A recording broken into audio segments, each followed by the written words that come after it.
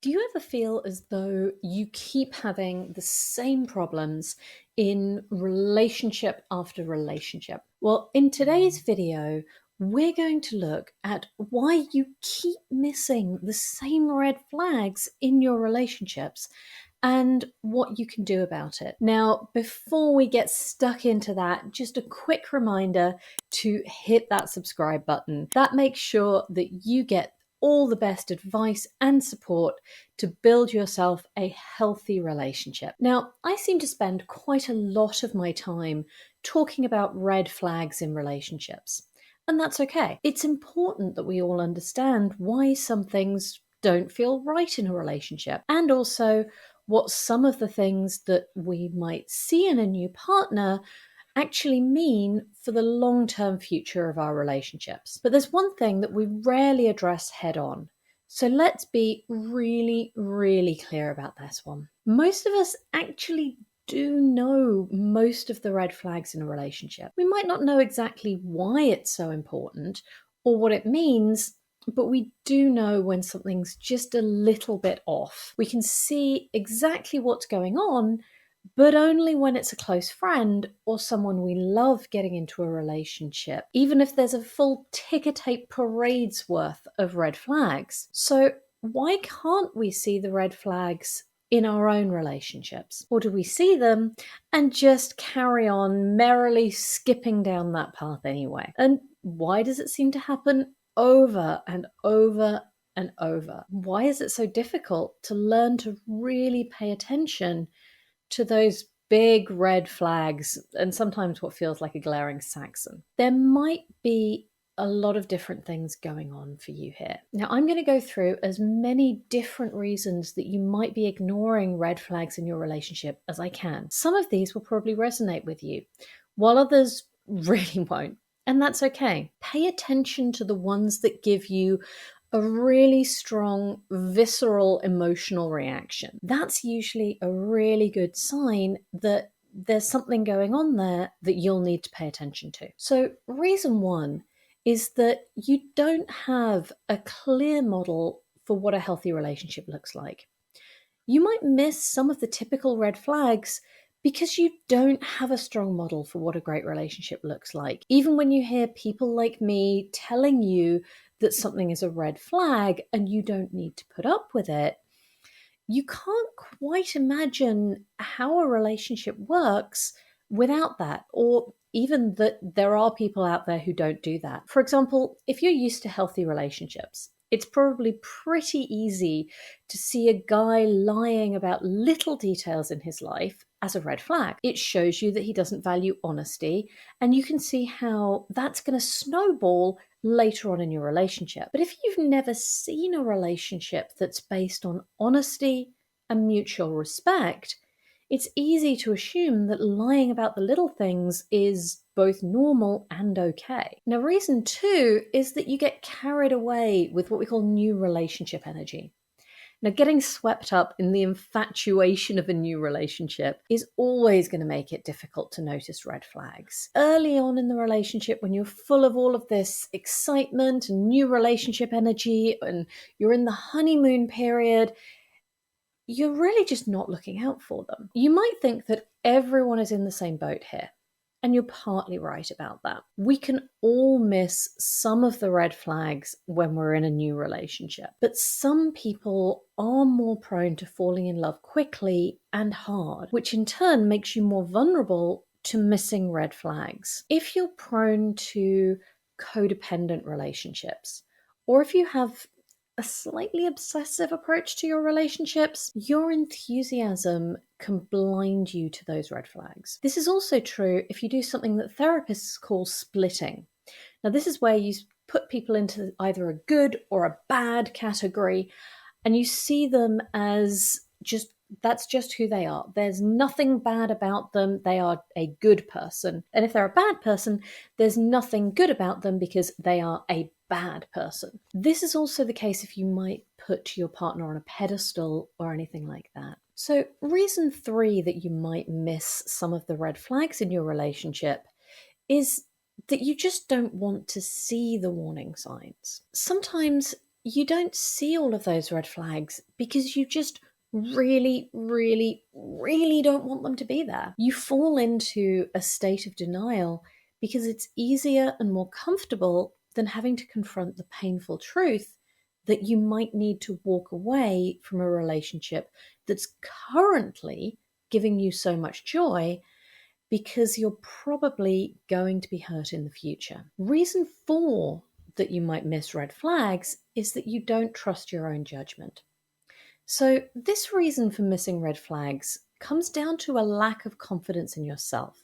And it often comes from the people around you not being supportive of your decisions and questioning you, and especially questioning your boundaries. The only people who really know what's going on in your relationship are you and your partner.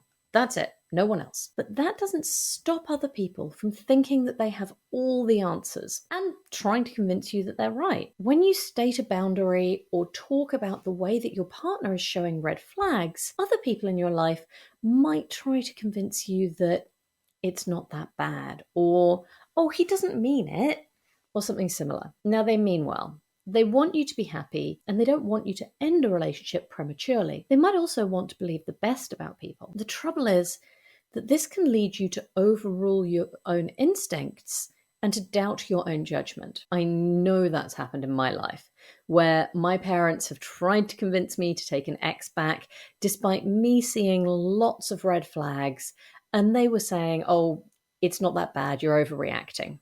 If I'm completely honest, that has swayed my decision more than once, but it has never, ever been a good idea. It turns out that I'm a better judge of who I should date than my parents. Who knew? Honestly, I should have done. Trusting your own judgment is so important when it comes to relationships, especially if you think that there might be red flags. Abusers and manipulative partners are often great at coming across really well to your friends and family. Reason 5 is that you might not think you deserve a fully healthy relationship.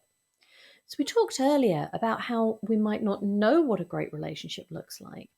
But even if we know what it does look like and how it might feel, we might not believe deep down that we really deserve one. Now, this isn't usually a conscious thing. We don't sit there and think, well, I'm a 40% bad person, so I deserve a low-grade bad relationship. I'll just ignore a few red flags with my next partner and that'll all be fair. It doesn't work like that. Instead, we unconsciously self-sabotage by missing red flags. Reason 6 is that you're scared you might be right about them. Now, this is another reason that is typically subconscious. You ignore the red flags that your partner is sending up because deep down, you know that you're probably right to walk away. If you see the red flags and take them seriously, you know that you'd have to end the relationship or make a major life change. So you make excuses or pretend that you don't see the problems that you do in fact see. This could be that you might ignore signs that he's cheating on you because you're secretly hoping that there's another explanation that you haven't thought of, even though you know that he's almost certainly cheating on you. You're hiding your head in the sand rather than tackling the problem head on. The 7th reason that you might miss red flags is that you don't really believe that you deserve to be safe. So this reason links back to the one where you didn't think that you deserve a happy relationship, but it's even more worrying. You might believe deep down that you don't actually deserve a relationship in which you are safe, both emotionally and physically. Now, this is usually linked to some form of previous abuse, neglect, or harm. We are all born deserving to be safe.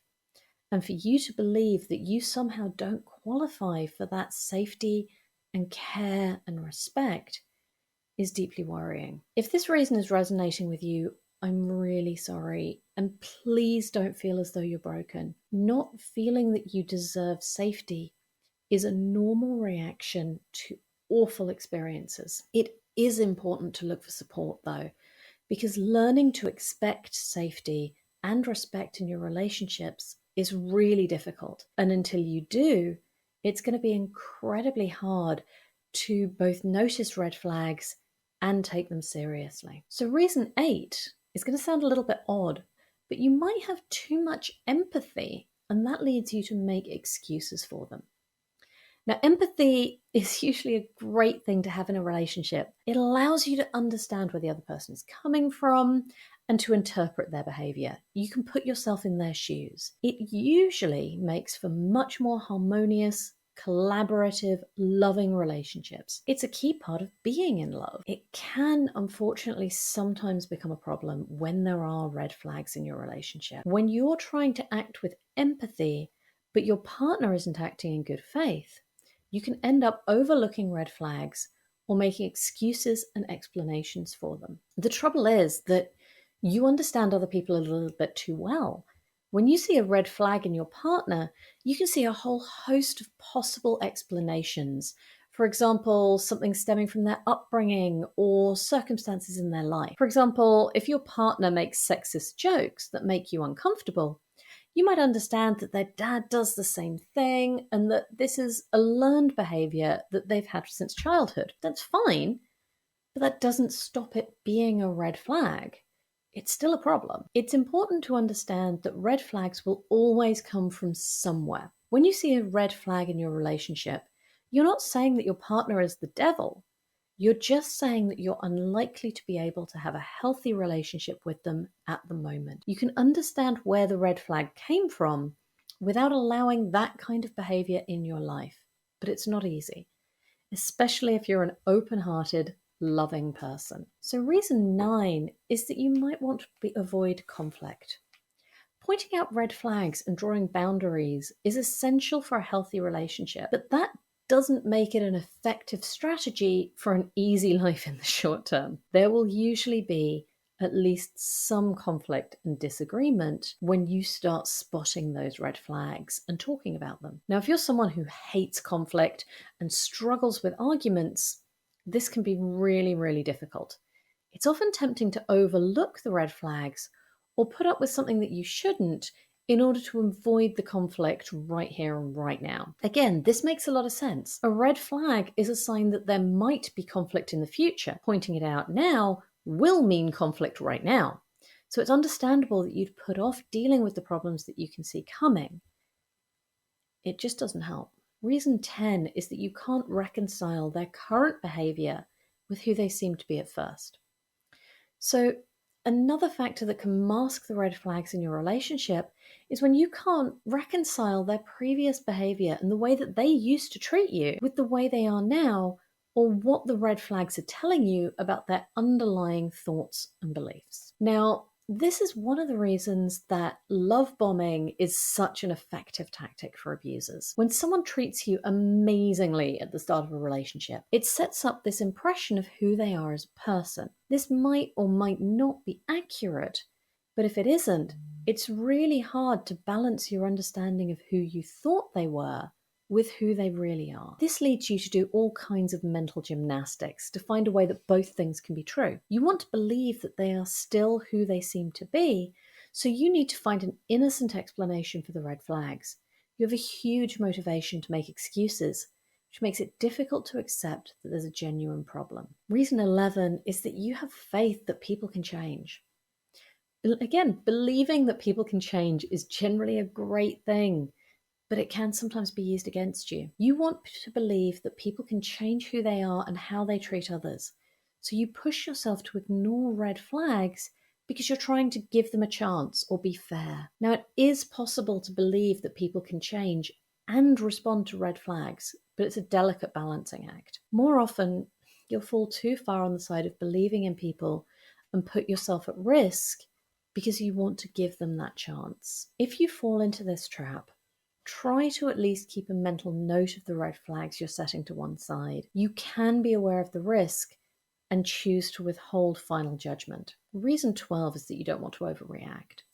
Again, this links to you not trusting yourself and your judgment. You're worried about overreacting to something that other people see as normal, and so you ignore things that don't feel right or good to you. The trouble is that the guys giving off all of these red flags do see their actions as normal. They don't think that they're in the wrong at all. And so you're always going to be left doubting yourself. So those are some of the reasons you might miss red flags in your relationship. Which of these make the most sense to you? And how does it fit with your experiences? Let me know in the comments down below. And as always, don't forget to like and subscribe if you found this interesting or useful. And I'll see you soon.